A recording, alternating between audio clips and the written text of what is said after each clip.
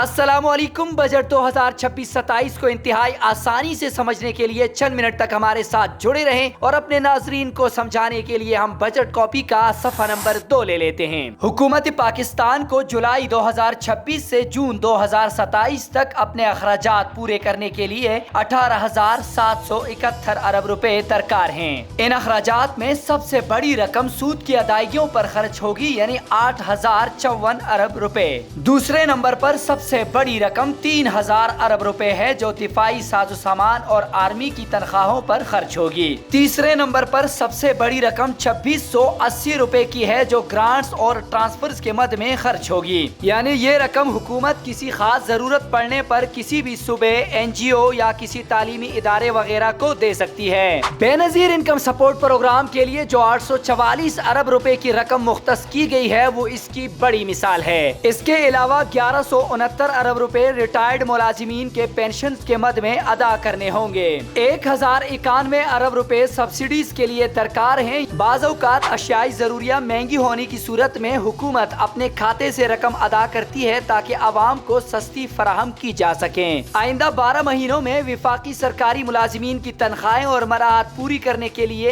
1,071 अरब रुपए दरकार हैं। सड़कें, डैम, स्कूल, अस्पताल वगैरह बनाने के लिए 1,000 अरब रुपए की जरूरत है और इस रकम का नाम PSDP यानी पब्लिक सेक्टर डेवलपमेंट प्रोग्राम रखा गया है। Provision for emergency and others यानी कुदरती आफात और हंगामी हालात से बचने के लिए 430 अरब रुपए दरकार हैं। आइंदा माली साल में हुकूमत पाकिस्तान का अपनी तरफ से दूसरे लोगों को 276 अरब रुपए कर्ज देने का इरादा है और इसको नेट लेंडिंग कहा जाता है। इसी तरह अगले 12 महीनों के लिए हुकूमत पाकिस्तान को अपने यही अखराजात पूरे करने के लिए 18,771 अरब रुपए दरकार हैं। अब आपको बताते हैं कि हुकूमत पाकिस्तान इस रकम का बंदोबस्त कहां से करने जा रही है। पाकिस्तान है, आप सबको मालूम है कि सबसे ज्यादा पैसा टैक्स के जरिए इकट्ठा किया जाएगा, यानी 15,264 अरब रुपए आवाम से टैक्स के जरिए वसूल किए जाएंगे। चंद मिसालें आपको बताते हैं, जैसे दरामदाद और बरामदाद पर टैक्स, कंपनियों पर टैक्स, आमदन पर टैक्स और सबसे बड़ी मिसाल पेट्रोलियम मसनूआत पर लेवी वगैरह जैसे नाम से लगाया गया टैक्स। ये लाइन नॉन रेवेन्यू टैक्स की है, जिसकी रकम 5,336 अरब रुपए बनती है। ये वो कमाई है जो हुकूमत सरकारी महकमों जैसे रेलवे, PIA या अस्पताल की फीस वगैरह जैसे जराए से कमाती है। पासपोर्ट फीस, चालान, सूद और मुनाफा वगैरह इसी कमाई में शामिल है। इसी तरह टैक्स रेवेन्यू और नॉन टैक्स रेवेन्यू दोनों मिलकर 20,600 अरब रुपए बनते हैं। लेकिन NFC यानी नेशनल फाइनेंस कमीशन के तहत हुकूमत पाकिस्तान सूबों को 8,848 अरब रुपए अदा करेगी। इसी तरह विफाकी हुकूमत के पास अब